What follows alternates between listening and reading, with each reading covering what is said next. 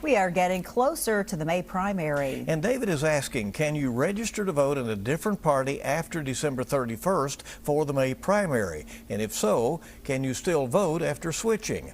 Well, here's Victor Puente with the answer to that good question. Well, no, in that case, you could not vote after switching your party.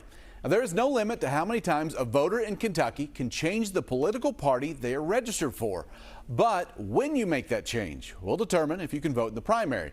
According to the National Conference of State Legislatures, Kentucky is one of 8 states with closed primaries.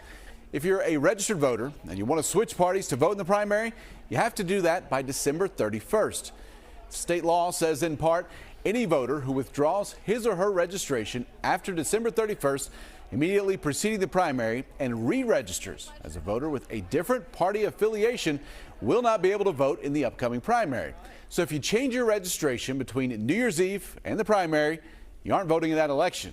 Now, you are still eligible to vote in the general election that November. Those voters can also still vote in special elections, which are open to everyone.